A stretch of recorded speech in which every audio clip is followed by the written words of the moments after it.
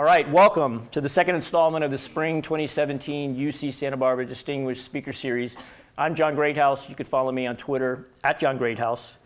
This is one of my favorite evenings of the academic year. Every spring, I have students that have gone through our program come back as alumni and tell us about the exciting companies that they've started. And I have three with us tonight that I think you're really going to enjoy. Let's start with Eric Posen. He's the co-founder and chief product officer at Narrative. Narrative graduated from Disney's Accelerator in their inaugural class of the fall of 2014. And what it does is it powers content for major brands on Snapchat. Now, there was not a linear road to Narrative, and we're going to talk about what that non-linear road was. Most companies don't have an A to B sort of life, and Eric will tell us all about that. Before Narrative, Eric was featured in the 2013 LA Business Journal 20 in their 20s, and that was right after he graduated from LA's Mucker Lab. So he's been through two different accelerators, and if you ever get a chance to join an accelerator of the quality of Mucker or of Disney, I would say absolutely do it. It's a wonderful experience for an entrepreneur. He has more than 10 years of experience, which blows my mind because I still think of him as 22 years old.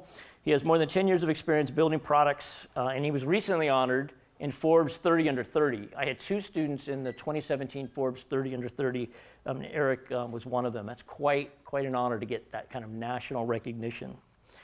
He's a proud alum of UC Santa Barbara, where he studied business economics. And what I love about, and this is in his own bio, he cites the fact that he completed the school's prestigious technology management program.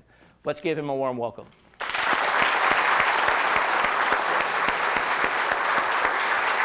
Thank you.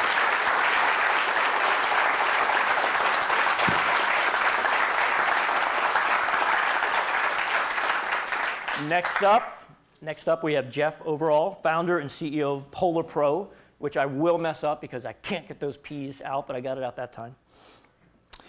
He founded Polar Pro in 2011, right here on campus while he was still a student at UCSB, and he'll tell us about that story. Since then, Jeff has led massive expansion of the Polar Pro business from a single product into an enterprise encompassing a diverse array of peripherals for action cameras, consumer drones, and smartphones. The Polar Pro team is made up primarily of action sports enthusiasts and cinematographers. It totals 14 people down in their Costa Mesa headquarters. And its products are distributed in 57 countries all around the world. That'd be impressive enough, but back in November of 2015, Jeff appeared on Shark Tank. Now, a lot of people appear on Shark Tank, but not everyone ends up getting two of the judges to start a bidding war, which Jeff was able to do, and he ended up getting a $1 million on-air deal. He's been profiled in industry-leading business publications such as Forbes and Business Insider. I think that Forbes article was particularly well written, if I would do say so myself. And under his leadership at Polar Pro, that he was also honored at by the Orange County Business Journal in 2016 as an Innovator of the Year. Let's welcome Jeff to our class.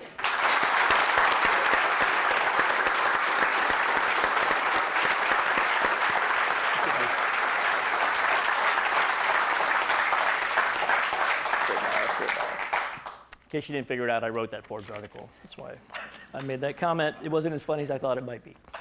I'm going to actually give you the bio of a fourth student who is not here with us tonight, but I want her to get recognition. She's actually working. She's working on her venture, and she wasn't able to join us. That's Mike's co-founder, Rena Ba. In addition to be the co-founder of Uni Rui Entertainment, she's also the administrative producer. So while she was a student here at UC Santa Barbara, she was very proactive in her professional advancement, and she acquired multiple film and media internships. And I've told you guys over and over again, find an internship in the area that you think you want to work in. Turns out that she thought she wanted to work in the area of film, and she did end up working in the area of film. Upon graduating with a degree in film and media studies back in March of 2016, oh so long ago, she took a role as an associate producer for a Chinese reality TV show. She got involved in that show, and she realized the potential for Chinese entertainment and leveraging the U.S. media market. And through her various professional roles as an intern and as a producer in China, she ended up teaming up with Mike, and they co-founded Uni Rui Entertainment together. feel like we should applaud for her. Let's applaud for her.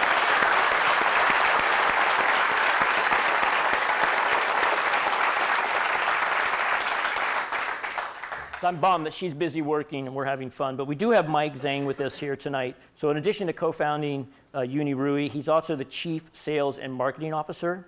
As a former student here at UCSB, Michael kept an active role in various organizations, including being the president of Santa Catalina, the off-campus senator for the Associated Students, and probably most impressively, the beer dye chair of Sigma Alpha Epsilon.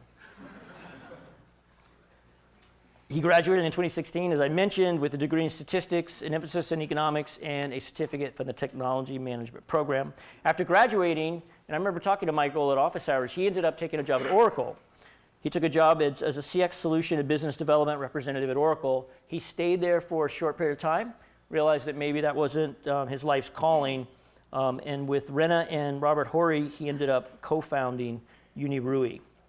And their mission is very interesting, and we'll get into it up here. Their mission is to bridge the cultural gap between different nations through unique content, starting with the US and with China. Let's welcome Michael to our class.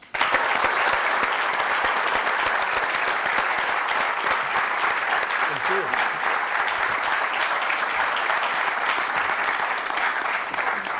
Wow, what an impressive group. I think UCS Santa Barbara must have something interesting going on in that technology management program. What do you think?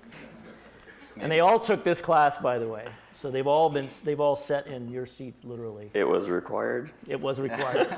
They hated every minute of it, but they took this class. No, I loved it. Too late to brown nose. Oh, okay. I liked it too. I lived right across the street at Icon, and I remember sprinting down the stairs to make it to class on time. You guys are lucky it was in the engineering building when I went here, really far. Harold Frank, yeah. And we had one camera, and it's so low budget, and now it's grown to this, and we have a wonderful crew, and we have wonderful alumni that came back, which we appreciate. All of you are trying to get your business, and you're growing your business, you're working hard, you traveled up from Southern California, so we appreciate it. I'd like to start, really want to get to a lot of the students' questions, but I want to start with a question that's very germane to some of the folks here that do have some time left at UC Santa Barbara. We can just kind of go down the line, however you guys want to answer it. Were there things that now that you've been out for various amounts of time, some not so long ago, and some a bit longer, were there things that you wish you would have done at school that you didn't do? Or were there things that you did do that you found were really super helpful with regard to your venture? And so if there was a do-over, what would that do-over be? Or what was something you did that you were like, that really helped me? Honestly, when John talks about doing internships, I didn't do any internships, and I absolutely regret it. I think some of the interns we've had have had tremendously valuable experiences, and just seeing how much they've learned at working at our startup makes me wish that I had done that at another tech startup. I was working on a lot of side projects, so I didn't feel like I had the time, but in retrospect, I absolutely could have made time, and I think it would have been really valuable. I spent a lot of time hanging out with my own little group of friends and didn't really network outside of it at all. And I would come to these classes, sitting next to these guys who go on to be these huge software engineers, mechanical engineers, or scientists. And right now, you never know where you're going to be in 5 years, 10 years, and who you're going to need to really help you pursue your vision and help you get to your goals. And right now, we cannot get enough of mechanical engineers and software engineers, so it would have been awesome if I were to, just step outside of my comfort zone. And I challenge you guys to do that too. Talk to someone sitting next to you. Just say, hey, what's up? How's it going? My name's Jeff. The old guy up there on stage told me to talk to you and ask you what your ambitions were in life. And you never know who you're gonna need in 5 years. So step out, network as much as you can. So for me personally, I wish that I could probably have taken more media classes. If you were able to talk to me back in freshman year, I would have never thought I'd be getting in the media entertainment industry. Never had thought to take any media classes, get myself more knowledgeable about the media industry. So probably do that, take a couple more classes, brush up on my Chinese. But what I did right, that I believe that John talks about all the time, is taking internships. So during my time at UCSB, I took several internships and turned out Northwestern Mutual that allowed me to find out that I really didn't want a career in financial industry, and several others that just, Associated Students that made me realize politics is something I'm never going to get into. Stuff like that. I mean, a lot of times finding out what you're not interested in and what you don't want to do is as important as finding out what you do want to do, right? It's just sort of that process of elimination, and college gives you that opportunity. It's a lot harder, you guys can attest to this, it's a lot harder to do that once you're out and working. You just don't have that luxury of time that you have here. So I'm going to ask one more question, and then we're going to go to the first student. So if the first student can be ready here. So, you know, you guys know that I'm about internships and about mentoring. So I want to ask you about mentoring. Did you have a mentor either in college or once you got out? I know you went through a couple accelerators. Talk to me about what, and we'll start with Mike, so you can have a chance to think for one. We'll go back and forth. So, But hold on, one other thing. And then, to the extent that you've been approached by anyone that wants to join your venture, an internship or whatever, what has worked for you? What's a turn off, and what has worked? Because there are lots of ways to approach a potential mentor. So go ahead, Mike. So I'm not sure if you really remember, but during my junior year, I came up to you during office hours and asked you about a venture that me and a couple of my buddies were starting. It's called Food Swoop. I totally remember that. Did that sound real? We can do that again. I totally remember that. Well, that business. I remember you coming to office hours, but I can't remember that venture. Okay. So we had this great idea about doing a grocery delivery service business out here in Isla Vista. Costco was super nearby, Trader Joe's. And we eventually just ended up not being able to do it because we didn't put any time into it. We took too much time playing beer dive and just having fun. Don't do that. If you're trying to start a business, definitely make sure you have your priorities straight. And another thing is we actually got a lawyer sending us a lawsuit for putting Trader Joe's menu onto our website. Oh. Yeah. So after that, we're just like, we're dropping this. We're not doing this anymore. But in terms of mentorships, I would say my one and only mentor that I've had since graduating is probably another co-founder for Uniru. Her name is Dee. Oh, okay. She has helped me. She was the one that brought me onto Uniru, and she has helped me throughout the process of getting integrated into the company, teaching me more about the media business. And the way I found her was she was just a close family friend. Mentors, I feel like, come in any ways. You could meet someone just chatting over a cup of coffee at the coffee shop, and they could turn out to be someone that's very knowledgeable about a certain industry or certain product that could eventually be your mentor. Or they could be someone like John. You meet him at office hours, and he could turn out to be someone that helps you a lot later down the line. Which I think is consistent with what Jeff said. Just open yourself up to it, because you never know what casual conversation might lead to something interesting. Mm-hmm. Exactly. Yeah, for me, I don't really have like one big mentor that I can say, oh yeah, he helped me through everything. It's just kind of a culmination of a few advisors, I would call them, and pretty much everyone in my social network were advisors, whether they knew it or not. I mean, all my friends, I would always be like, what do you think about this product name? Or, what do you think about this website design? So, I mean, a lot of my friends became advisors, but I will say my dad and I do have 3 uncles who have provided a lot of knowledge and just help kind of let me find my way and guide me through situations that I've never been through before. One other big kind of advisor or mentor that I have is actually our sales rep for Best Buy. His name's Dale Berg, and he basically took us in when we were really small still and had no idea what we were doing on the retail sales side, and basically just shaped us, told me exactly what I had to do to get my business ready for selling to a big company like Best Buy, from pricing to inventory management to, structuring customer service and all the returns. So he's helped out quite a bit with taking us from a little guppy into a decent-sized company that we are today in big retail. So I'm curious, because I've done retail and it's hard. It's really hard. I never did it successfully. Why do you think he took you under his wing? What was it that charmed him into wanting to help you? I don't know.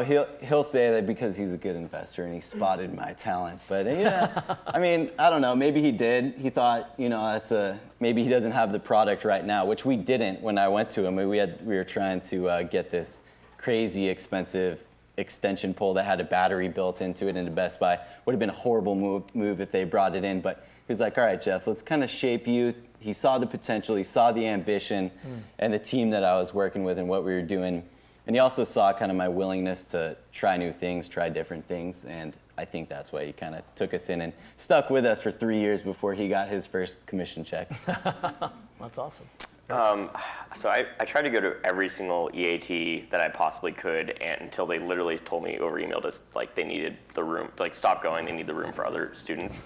And I would email every single person that spoke at the EAT after and try and grab coffee or something. And they're always like really friendly, but usually we could never get a time together. They're very, very busy. I have nothing bad to say about them. I think Jeff Carmody from Agility Capital was the most helpful, really great at sitting down and at least listening, but hard for them to give applicable feedback for what I was working on at least. It wasn't really until I got into an accelerator like Mucker Lab, and the founders of Mucker Lab are very good mentors, but honestly the biggest value add out of it was the other founders in the program, which is not what I expected. Just, we were the youngest entrepreneurs in Mucker Lab, and there were 9 other companies, most of them were on their second or third venture, and all of them had faced pretty much every single problem that we had gone through 2 or 3 times over, and it was so much easier to just turn around your chair and be like, hey, how did you deal with this? And they usually had a very quick answer and can help you navigate it really quickly. So that was honestly the biggest value add of being in a program like Mucker Lab, and other founders in general just becomes, well, at least in LA, it's a very, very small tech community, and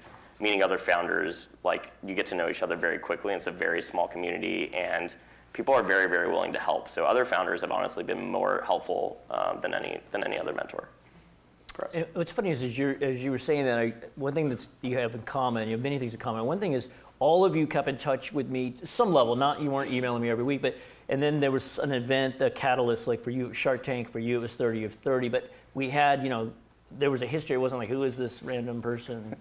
I wish them well, who are they? And Mike came back into my office hours after he graduated. So I think that's something else that maybe to take away. It's not why they're on stage. They're on stage because they've accomplished some amazing things. But it is interesting that they all have that in their backgrounds after they left school. Let's take the first student's question. So this question is for Jeff. And so after your experience in Shark Tank, do you believe that partnering with huge investors like Mark Cuban and or partnering with huge investors was like a key part to Polar Pro's growth? And do you feel like you could have taken the company to where it is now without huge investors like Mark and Robert? Yeah, so that's a good question. And I feel like I'm about to break the news to a bunch of young children out there that Santa Claus is not real. So we got that TV deal, right? And everyone who watched it saw the episode, and we got $1 million, right? Yeah, I never got that check for $1 million. It basically went into due diligence process after the show aired. Well, actually in between, after filming, and then dragged on past after it aired. And, it just kind of took so long that it was finally like, all right, guys, we don't really need the money anymore. Thanks for the, we got on the show, we got our publicity, we got to share our story with the world and why we do what we do. But, valuation's gone up, time to move on. But let's talk about the impact of the show, because I think in the article we did for Forbes together, I think that was really the takeaway was, if you have a consumer type product, it is a great opportunity because your website lit up, and maybe just talk a little bit about Yeah, so I literally got to share my story and our story at Polar Pro, kind of like why we do what we do, why we make what we make, and share it with 8 million people who were watching, and sales went through the roof. We actually finally got a meeting back with Best Buy, and it was a catalyst to getting in there and getting the first PO. So, right. The show, it was really fun to film. It was really cool. I would absolutely do it again. And, hopefully it also kind of inspired some young little surfer groms out there to maybe one day they'll start their own company too. So, in case you haven't seen it, that references to the fact that they really played up. I know you can't tell that he might be from Southern California. That's probably not obvious to you. But they really had him play that up on the show. I would highly encourage you. I think it's still available online. I showed it to my son. He's cracking up. It's TV, right? It's entertainment. They have to have a shtick for everyone that comes out, and Jeff had a shtick. Yeah, it was fun. Let's actually before I go to your question, I'm sorry. I'm going to ask you about Laughster. So that was something you kept in touch with me about, and the way I always describe, because I did talk to people about Laughster. The way I described it was sort of Pandora for comedy. That's how I described it. Okay, well, that's where I came up with that. I'm kidding. I'm sure I got it from you. So it was sort of this concept that, everyone understands what Pandora has done for music. If you wanted to be sitting online and listening to some comedy, this would be a way for you to digest that content. Tell us how you went from that, and that was right concurrent with graduating, right? You did that right out of school, and then how did that get you to narrative? Yeah. So I think this is funny. I have a lot to say on this, but I'll try and keep it brief. But I think I emailed John about this idea pretty early on, and in a very, very nice way. He was like, "I think that's probably not a great idea." I never say don't do it. No, right? of course not. I think it was more like, I think it's a pretty small market. You should think bigger, et cetera, et cetera. And he was totally right in retrospect. I said you should go on Shark Tank. You were totally right in retrospect. But as a young college student or graduate, nobody can convince you that your idea is bad. Nobody. Like, you're always going to believe your idea is the best idea in the world, and it's almost never true. And don't ever be afraid to share your idea and talk to people about it. Like, the first instinct for entrepreneurs, especially out of college, is like, get an NDA for every meeting, and it's crazy. It's literally crazy. Nobody's going to drop everything they do to steal your idea, and it just never happens. But we went through Mucker, and Mucker really helped us steer us in a good direction and give us a foundation and leadership. And we had no idea what we were doing before. And when we got through Mucker, there was a structure, there was mentorship, and we had other entrepreneurs to learn from. And we launched a beta. And by this time, Pandora had launched comedy. So, essentially, our product was really not relevant. We tried hard anyways to get users because we had built it. But it was hard. And honestly, the biggest thing I wish I could have learned was that consumer products are really, really hard, guys. I cannot express that enough. Really hard. For any consumer app to be viable, it's got to be million to 100 million users. And we got to 10,000, I think, at our peak, and none of those users came back the week after. You learn very quickly if it's not solving a real problem that it's just not going to grow. And for a free consumer app, 10,000 users is literally nothing. So why didn't you just give up? Okay, so Lapster didn't work. Right. You were very public about this is my venture, and then it didn't happen. So we had a lot of traction after Mucker Lab. We raised a small angel round / seed round of about $700,000, and we had some good investors in that. And we had just started building a team, and we made a very hard decision to not give up, but to pivot entirely. And we started going back to the drawing board because we had a great team. We had money in the bank, and we didn't want to give up. And this is the first time we had any real money to play with. We had a real team now. We had great engineers. We had a designer, and we realized we weren't solving a problem, so we wanted to solve a problem. So we talked to the comedians that were putting content on our platform, and they said, "Hey, look, the discovery thing's really cool, but I already have 10,000 fans or 100,000 fans, and I don't really need new fans. I don't even make money from the fans I already have." So we pivoted to solve that problem and help these comedians raise money. And it was doing really well, and we got a lot of emails from musicians and YouTubers that wanted to use the platform as well, but it was called Lapster, and it didn't make sense to call it Lapster anymore. So we changed it to Kogo and opened it up to all sorts of creators, from YouTubers to musicians to comedians. And they essentially would put their content on our platform, and fans would come watch the content and donate for rewards, kind of like Kickstarter meets YouTube. And it was taking off a lot better, and we had real revenue coming in. We were solving a problem, and we had a great user acquisition funnel, which was, these creators were putting content and then telling their fans about it. So all was great. We got into Disney Accelerator, and then YouTube added a thing called fan funding, which is essentially a donate button on YouTube. And it's very, I think you want to talk a little bit about this, but it's very dangerous to build a product that is basically reliant on a big platform, because it's so easy for them to either put your feature, if you're building a feature instead of a product, it's very easy for them to kill you, essentially. Yep. And luckily that happened week 1 Disney Accelerator, and we decided to kill our product entirely, which was the hardest and best decision we ever had to do, and that's how we started Narrative. Do you want to tell us a little bit more? I think Yeah, later I was going to sure. ask you about Narrative, and since we're on the path, the journey that you're on, and you've had tremendous success with Narrative. I didn't say it in your intro, but I was just reading a random tech article, and you guys were in top, 50 or top 20 tech companies in the US. That was weird, right? We were sandwiched between Twitter and Hulu, I know. and we were a 12-person company, Uber, and every other company Twitter. was 500 plus people. I was very surprised when we got that, but very honored. But Narrative is essentially a marketing platform for Snapchat. We work with brands like Coca-Cola, Disney, Fox, and help power content for them on Snapchat. So we put we put Coke on Snapchat. You could add Coca-Cola on Snapchat. We put Disney Studios on Snapchat. We put Pretty Little Liars on Snapchat, and essentially gave them a turnkey solution to create content on Snapchat. And our product that my team built was essentially the first analytics platform for Snapchat. So brands could keep track of all the metrics that was important to them and actually quantify the money that they're spending and the value they're getting out of that. Does that? Are you able to talk about where you are with? Yes. So I'm trying to be careful because I'm not sure what's been public. No, it's okay. This is public. We recently sold that product to Hootsuite. I'm sure most of you guys are familiar with them, but they're the biggest marketing platform for Twitter and Facebook, and that was about a month ago. And we're currently working on a new project called We Buy Gold, which is essentially a music lifestyle brand for Instagram, and who we partner with DJ Khaled to basically create original content on Instagram. Awesome. So not a linear journey, but a great one. And the common theme there was didn't give up, didn't give up, didn't give up. Let's take the next student's question. My question is for you, Mike. Could you describe your transition from working at Oracle to starting your own business? Do you think it's important for college graduates to work a little bit, or do you think you could have started your own business straight out of college? Yeah, so my journey from Oracle to Uniru basically started right after graduation. I accepted my offer to Oracle before I even graduated, actually. So after graduating, I went to work for Oracle. I worked there for a short period of time, for around like 2 to 3 months. And as soon as I started working there, I realized a 9-to-5 job wasn't really something that I wanted to do myself. It was something that was comfortable, something that paid the bills, kept me going.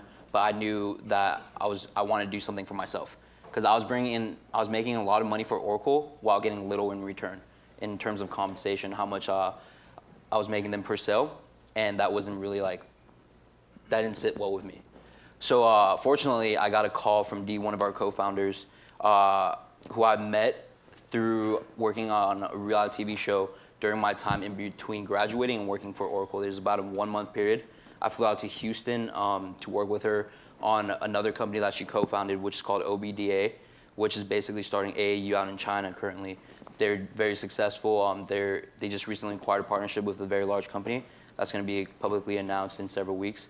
But I met her on the reality TV show, and I was able to showcase my skills working with external business partnerships, mainly regarding product placements and sponsorships, stuff like that.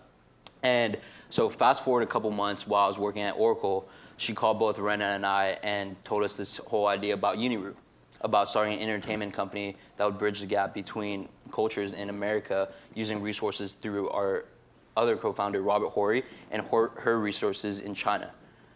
Mainly, they would bring stars from both countries together to do philanthropic missions that would also bring cultural aspects of martial arts, food, and dance to showcase Americans of what the cultural, deep cultural aspects of China actually is, and in the same time give the audiences in China a glimpse of American life, of celebrities, of not just being stars, having the glamorous life, but what they do from a day-to-day basis. With that, after transitioning, going back to your question, I would recommend working a little bit. It's good to go out there and get a little bit of experience. But if you have your idea, if you have a business that you want to start and that's it, I definitely would pursue it rather than spend your time working for a different company and making them money instead of yourself. Yeah, you're going to learn so much. Even if that first venture doesn't work out, right? You learn so much. I just want to touch on something you said, though. Think about what Michael and his team are doing. I mean, in today's time, I don't want to get political, but just geopolitical terms, like what we're dealing with right now with North Korea, with China, with the U.S., with the tension in the world. I mean, I think just a reality TV show that shows basic aspects of a different culture can go a long way, right? To not making it us versus them. Yeah. It's that whole thing about we're really not that different. Well, it's easy to say that, but when you're actually seeing it and you're laughing along with, maybe a family in China or vice versa, family in China is seeing, a family here in America. Yeah, I think it makes a big difference. Yeah. So Rena actually told me to say this. She's sorry that she couldn't appear today. She had to go work, but the question the phrase that you just described, she wanted to say that she wanted to show people in China that America wasn't just all about Big Macs and chicken nuggets. And she wanted to show people in America that China wasn't just orange chicken fortune cookies. Yeah, right. Yeah. Fortune cookies aren't even Chinese, right? Aren't they? It isn't. Yeah. It's a thing Panda Express came up with. Americanized Chinese. Right. Excellent. Jeff, I have a question for you. I tell your story about Polo Pro sometimes in class because I just like the fact that you were in school, it was a very pragmatic problem that you were having personally, and then you solved it, and then you decided to, hey, maybe this is a business. So I'd love to hear, abbreviated version of your story. It's a good story, but let's keep it a little bit brisk.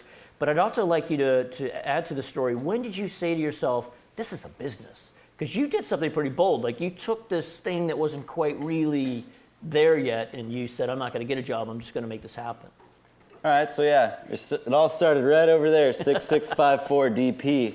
I was doing a bunch of skiing and not snowboarding, skiing with the GoPro back when it first came out, and that camera used to be awful on the snow, like not even usable footage. It would just be super overexposed. So, I'd go up, I'd land a sick trick, and we'd come home and watch it, and it'd be like, oh, can't see anything. Like, what'd you do? And so I was like, all right, there's got to be a way to fix this. How are these like big production guys doing it on the big $100,000 RED cameras? So I looked, saw that they were using some polarizer filters. So I was like, all right, looks good. Didn't see any polarizers for the GoPro. So bought one for a big DSLR camera, duct taped it onto the GoPro, went up there. Worked out pretty good, was really excited about it, Emphasis on the duct tape. Oh yeah, it was nasty. It was not a pretty prototype. Actually, it wasn't even a prototype. I'm not gonna use the prototype word, because at that point it wasn't. It was just something I made for myself. And so, To solve a real problem, guys. Yeah, that's right. Right. It's really got to show your friends what tricks you're stomping up there. Otherwise, it doesn't count. So, I just sat on this thing for a couple weeks and didn't really think anything of it. And I was in managerial accounting class one day, and I was just like, oh, God, I hate accounting. And my mind just was wandering in that class. And I was like, I'm glad it wasn't my class. no, yeah, definitely wasn't your class.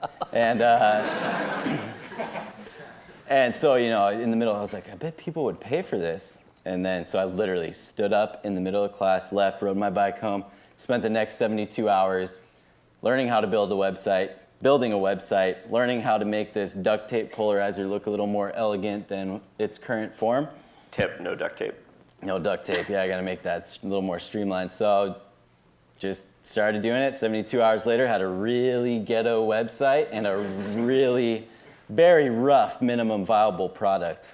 So launched it, went with it, and what's the second part of that question? So when did you know it was a real business? Oh, okay. Because that's a side business. So I'll answer this from two perspectives. From me, I knew it was a real business the second I stood up in accounting class and left. If you ask my dad when I had a real business, it would probably be like a year and a half later, right after I just pitched him on investing in the company. So it just depends on your definition of real business. But in your heart, you always felt like, this is it, I'm not going to get a job, this is my job. Oh yeah, I had another business before called Newport Kayak Fishing, where I took people kayak fishing in Newport, and the plan was, I'm definitely not going to be an accountant. That's for sure. My dad's an accountant, but I would never do that. And so, the plan was to just go back to Newport, build this thing, this kayak fishing company. It's not a bad life, floating around in the harbor, catching some fish, and just see what came about it and if anything did. But luckily in October, Polar Pro came about. I was working 8 hours a day on that, then going to school. It was actually a pretty inspiring time for me, building the company at night, then coming into John's class and be like, all right, John, what do you got for me today? And he had no idea I was working on this either, but it was just me personally. And, he'd be like, oh, talk about exclusivity and never give out exclusivity contracts. And then I'd run home and cancel all the exclusivity contracts that I gave out the day before. And it was just super exciting. So when graduation came time, it was like, oh, right, now I get to work on it 16 hours a day instead of 8 hours a day and have to deal with schoolwork. So it was zero Nice. thought. Well, I appreciate that you weren't in my office hours every 5 minutes, although I do love those students too. Let's take the next student's question. Yep.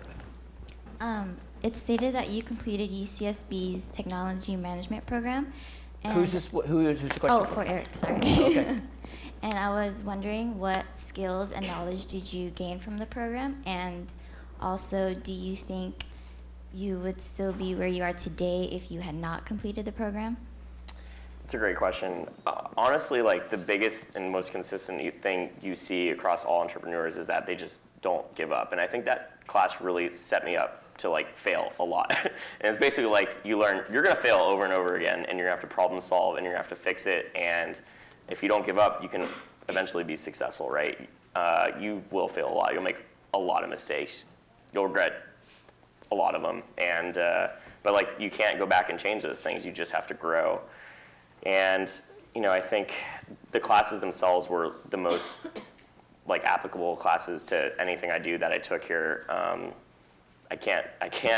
The econ program here is great, but it wasn't exactly for me. I didn't get enough out of it that was applicable to what I do now. But I went to every single TMP class, no matter how sick I was. I dragged myself to those classes, and Engineering 185B, where we had to do a big group project, like really taught me to just like get out of my comfort zone and work on things that like I would never probably do otherwise. And as an entrepreneur, you have to wear so many hats and just learn a lot of things and never be above doing anything. And I think it just set me up to have that mentality. So that was probably the biggest value that I got out of it. Mike, I have a question for you. Tell us a little bit more about the first project that you guys, to the extent that you can disclose it. I know you can't tell us everything, but I think the audience and the people watching online be interested to know what the structure of that first series is going to be with Robert, his role, his friend's role, etc. Anything that you feel comfortable sharing. So for what I can disclose for the plotline of the story of our first project, it's called Reaching for the Stars. The host on the show would be Retta, who unfortunately can't be here, and Robert Horry. Horry will be on the show. He'll be utilizing... Maybe explain, I think most people know who he is, but maybe explain a little bit his background. Okay. So Horry's a 7-time NBA championship winner. He played for the Lakers. His nickname is Big Shot Rob. He was the guy that made that 3-point clutch shot in one of the finals back in 2003, I think. Don't quote me on that. But so in the show, he's going to utilize his connections. He's going to bring on a bunch of stars that I mentioned earlier. And Brenna's going to bring on a bunch of stars, notable Chinese celebrities and actors from China. They're going to form CP pairs. And the reason that they're forming the pairs to do philanthropic services that I didn't get to was because Robert Horry had a daughter and she died at a very young age due to a genetic disorder. And what we want to get to at the end point of the show is to host a yearly banquet where we would auction off items from all the stars and celebrities that come onto the show, with all the proceeds going towards this charitable donation for genetic disorder, for families that are in need, that are going through the pain and suffering that he has gone through, and for research to develop cures for genetic disorder diseases. And just to be clear, so it's a great cause, right? There's a meaning and a purpose behind it, and I think a high entertainment factor and the international factor that we discussed earlier.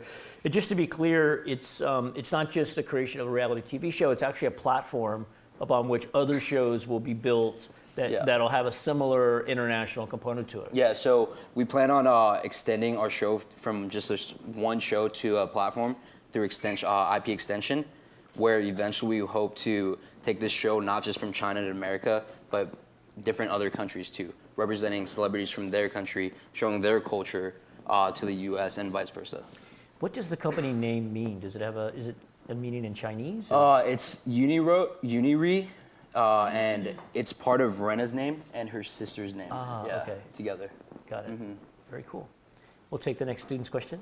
My question is for Mike, and I think you already brushed upon this, but what inspired the establishment of your mission to bridge the cultural gap between different nations, and what helped you to realize the necessity of a link between cultures? So, like John spoke of earlier, just like all the things that are going on nationally right now, it's good to just get a glimpse of like the people day to day, rather than the major issues of like, who's trying to do this to who. It's good to see like the everyday person and kind of like see who you're sitting next to and like, what their lives were like going through their like in their home and like their culture. And what kind of like that really inspired us to just make that show. Great. I'll take the next question in a second. You guys all have something in common that's kind of interesting. You've all had to deal with a platform that you're relying on to some extent. You dealt with it by expanding your product set. You had twice.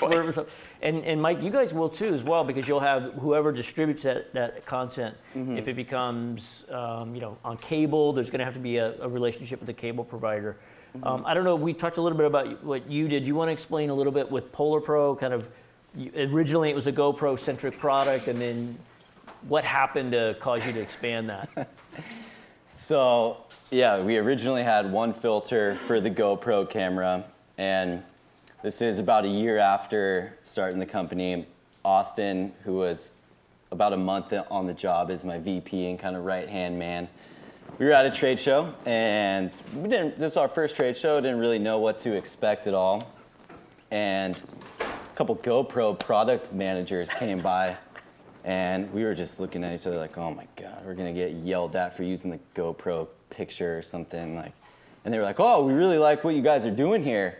And we're like, oh yeah, really? Like, okay, cool. And they're like, started dropping stuff like, oh, we could definitely see something like, oh, GoPro filters by Polar Pro. And Austin and I just looked at each other and were like, this is it, we're gonna sell the company to GoPro. And so we gave them like some samples and didn't really hear anything for a couple months. Fast forward 2 months to the next trade show, Surf Expo. We're walking by the GoPro booth, see something out of the corner of my eye in a display case, and was like, oh, it looks like a filter. Walk closer, and I was like, oh, cool, they're displaying our filters. Walk even closer, like, oh, why does that have a GoPro logo on it? And it was just an exact replica of our filter that we showed them 2 months before. And at this point, our stomachs just dropped. We didn't know what to do. So we walked back to our booth with our kind of tails between our legs, and we're just like, this is it. Like, we're done. Like, this is our product. GoPro's gonna crush us. We're very, very new at this. And the sentiment kind of changed from, oh, we're gonna give up to how are we gonna take these guys down? Like, how are we gonna survive? And what we came up with is we can't just be a one-trick pony. We've got to diversify the portfolio. So if this column breaks and that we've only got the one column, the whole castle's not going to come crashing down. So ever since that day, we've just been building pillars, different categories. So just in case one of them gets knocked down, we went from GoPro to the drones, then to mobile phones, and now we got some software stuff we're working on. Just trying to diversify as much as we can, because you never know when one of those big guys like YouTube's going to put that donate button on there and knock you out. So we have been heavily diversified. You guys were early in drones, right? Yeah, we were definitely, because after that point, our heads were on a swivel. What else can we get into? Pretty much anything that had to do with content capture. We were super passionate about ourselves. So the drones came out. We're like, oh, these look cool. So just started making, definitely the first people making filters for the drone cameras, and then the drone companies got smart and started making their own cameras, so we started making stuff for that and just expanded the whole product line. Yep. Always trying to stay one step ahead. Yep. You gotta. And I know this is gonna be a public forum, but what can you say about working with Snapchat? What was that? Because that's a little frightening, right? So we never had an official partnership with Snapchat, just to disclose that. But it's obviously a very scary thing to be building on a third-party platform. It was definitely always, in the back of our heads that either, they'd figure out some way to shut us down or they'd send some sort of cease and desist. Luckily, we never ran into that issue, but we did have to, find very creative ways to basically operate on their platform.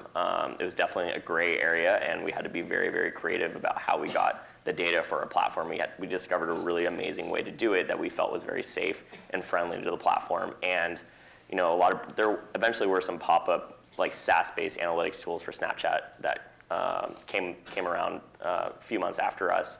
And we talked to a lot of companies that they came to us after using those products and say, hey, I got my account locked by Snapchat for using this product. None of our clients ever got that warning. I think the method we used was the safest, and we're really proud of that. But of course, it was always in the back of our minds, oh, they're gonna find some way to turn this off, or but luckily we built very good personal relationships with people there. We never seemed to, they never seemed to indicate that they had an issue with what we were doing. We felt like we were bringing a lot of value to the platform by bringing brands like Coke and Disney onto the platform. I think that helped a lot. A lot of those went on to spend real ad dollars on Snapchat itself, as opposed to just with us on influencer campaigns and building out their brand channel. So it was a really, what Snapchat was offering was a very different offer than what our product was offering, at least for a while. And when we first came out, Snapchat didn't even have advertising. So we were really the only way to reach the audience on Snapchat. And we had a lot of business then. And certainly, as Snapchat's ad products got really, really good, it became a lot harder. They built a really great sales team. And, at one point, we made the decision to start essentially building our own channel because we built a lot of IP for Disney and for Fox, and we didn't own any of it. And they were monetizing it, and they were making a lot of money off of it. And we were like, well, we're good at building brands. Why don't we build our own brand? We'll own that IP, and we'll grow that. And that eventually became a side project with a narrative called We Buy Gold. And at one point, it just made more sense to focus on that and sell the product business to a company like Hootsuite, who has amazing relationships with Snapchat, has a much bigger team than us, a much bigger technical team, and a lot more clout to probably get the partnerships that they need with Snapchat to be a ultimately scalable business. So I will say, building on another platform is very, very risky, but can also be an amazing launching point. But you have to figure out very quickly how you're going to protect yourself and scale, because it's hard. It's very hard. Yep. Well, I think you said something that I invested in a company years ago when Facebook was first starting to do ads, which seems like a million years ago, right? And they were successful. And it was scary at that time because there was only 3 companies that Facebook was opening the API up to. And I think one of the reasons they were successful, there's a number of them, they were very good, but they were very, very talented entrepreneurs. But one of them was they sat down with Facebook and they said, what can we do to help you? Like, obviously we have our self-interest in mind, we want to build a great company, but in doing that, what can we do that'll advance your platform? And it sounds like you guys had that same kind of mindset. As soon as they feel like you're doing something nefarious or you're doing something solely in your own self-interest, and that's when it gets shut down. I think it was, really for us, like, it ultimately and still is like a gray area, and I think, they were just, it's just not worth their time to deal with when, at least, and this is all my speculation, but at least we were bringing some value to the platform, and we did help bring brands on, and they value brands on the platform. Right. They just want them to spend money on Snapchat. Yep. No, I think it was good timing, and now you're pivoting to what is this now, maybe your 4th project, right? We'll take the next student's question. How did you position your product Polar Pro to stand out against huge competitors like GoPro? And how do you plan to build brand loyalty when so many people are loyal to GoPro? So you walked up to that case. I'm not going to say they ripped you off, but there was a filter that looked a lot like yours. So then what did you do from there on? And I'm just repeating because I'm not sure everybody heard. Just what did you do from there on to differentiate? Yeah, so we learned fast that we were going to have to move quickly, and we're going to have to move faster than these bigger companies can. And we did just that. So they had that filter in that case. They didn't launch that thing for a year. So we had a full year before we were able to just, have our foothold in the filter game, get some brand recognition, get some sales. And then when GoPro came along and did it, everyone already had our filters. So we're all about speed now. We're at like a 4 to 6 week product development cycle. So we like to move very fast. And we also fill in the voids of, it's not always like we're competing with GoPro. Like that filter came before GoPro had a filter. Like that was solving a problem that existed that no one else had a solution for. And it's just all about, once we find one solution, we do it, and then we move on to the next one. So it's just innovation, innovation, innovation, and keep on cranking out new products. So yeah. Sometimes it's just running faster. Like people would say to me, I had a product that competed with Microsoft, and they're like, Microsoft's going to crush you. I'm like, no, I'm just running faster than they are. They're going to get to where I am at some point, but they're not going to get there soon, right? Right, exactly. That's what we do. Stay out front. Yep. We'll take another question from a student. Okay, so my question is for Eric, and it's how do major brands like Freeform and Coke use narrative as a marketing for marketing purposes? And then in addition, why do you think the format of Snapchat is a good format for marketing?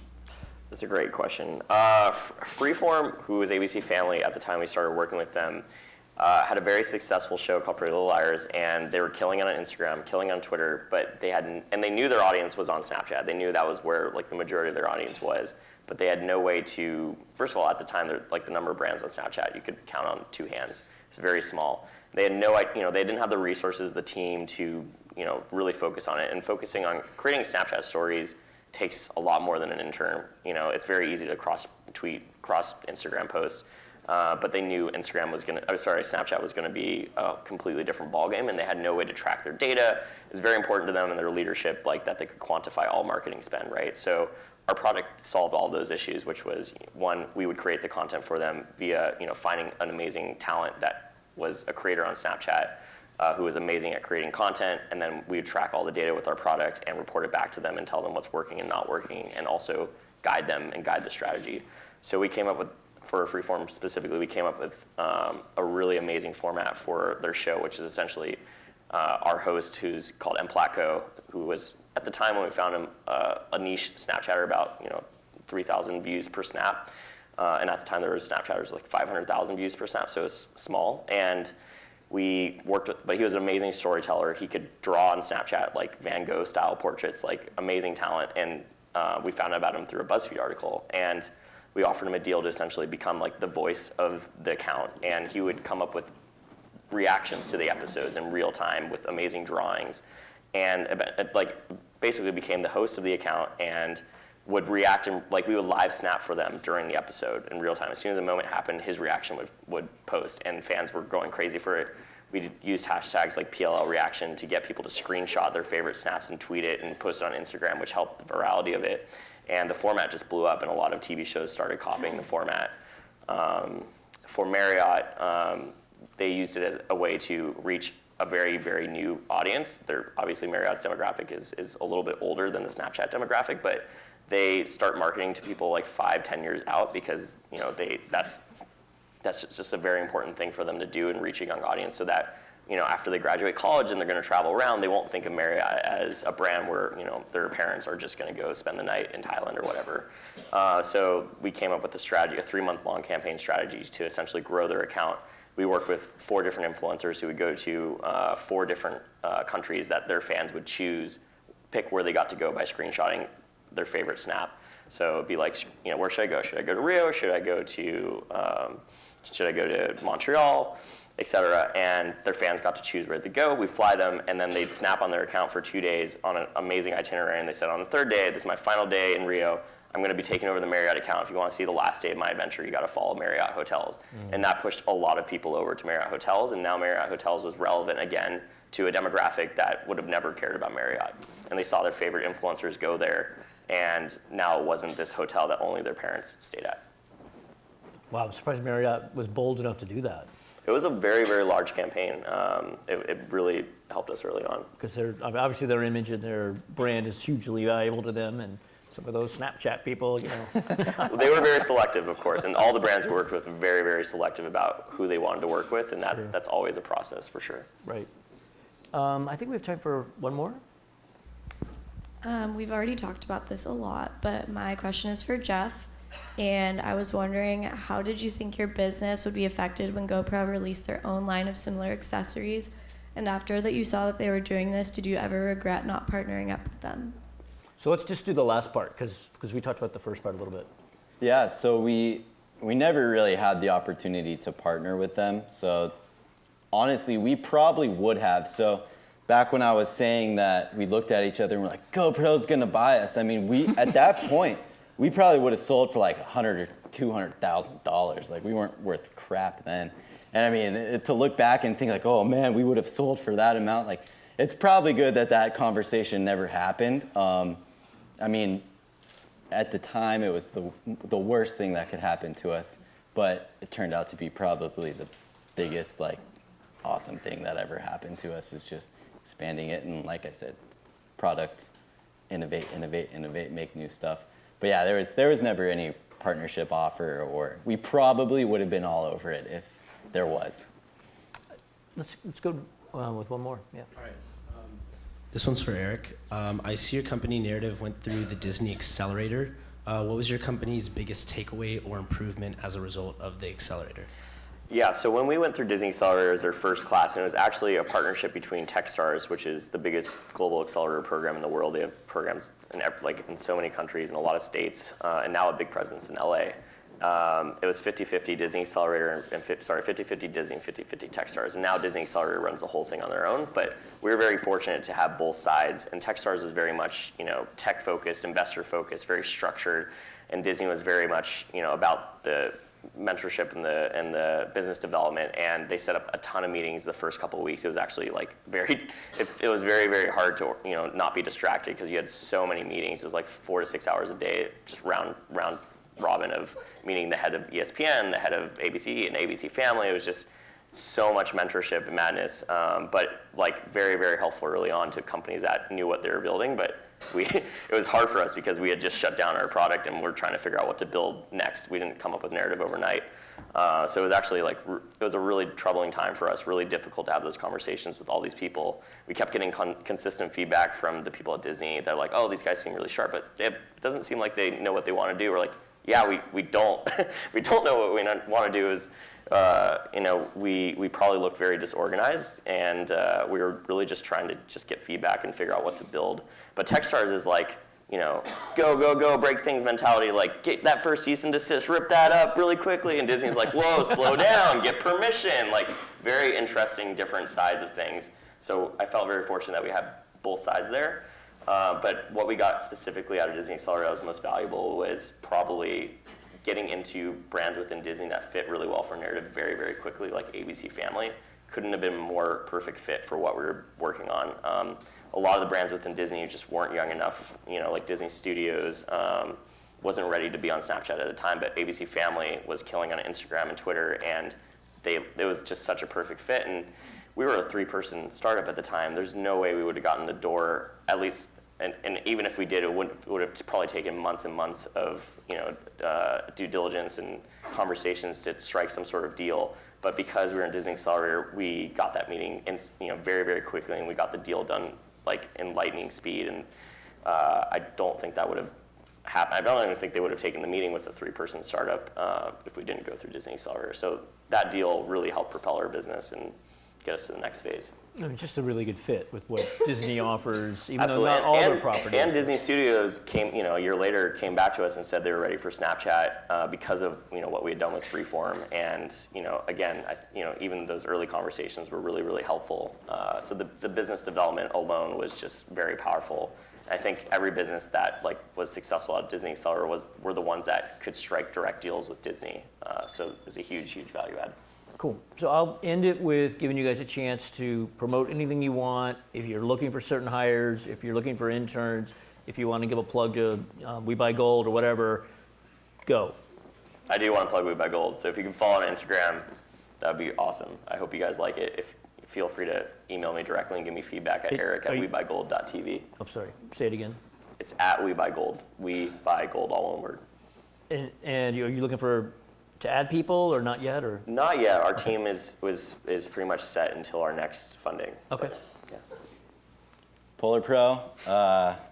So we are growing very, very fast, and like I said earlier, I didn't network enough with my fellow mechanical engineers, software engineers, anything in general. I mean, we're growing at a pace right now that we can't keep up with. So if you guys are interested in, photography, videography, just getting out, exploring the world, share the same passions that we do, Jeff@polarpro.com. Just say hi. Maybe you're interested, maybe you're not. More than happy to talk to you guys. Awesome. So Uniroom Management, we plan on dishing out Reaching for the Stars by the end of hopefully next year. Be on the lookout for new media platforms such as like YouTube, Netflix, Hulu. Reaching for the Stars. I'd love to hear some feedback during that time if you guys do end up watching and support. Email is kwazhang@hotmail.com. One more time. kwazhang@hotmail.com. And it's awesome that these guys are willing to give you their contact information. Don't abuse that, please. The hundreds of thousands of people watching, don't abuse that. But if you have positive feedback, if you want to, like them on Facebook and Instagram, Snapchat, etc., any way that you can help these fellow gauchos, I would hope that you guys would do that, as well as everyone watching online. Thank you guys so much.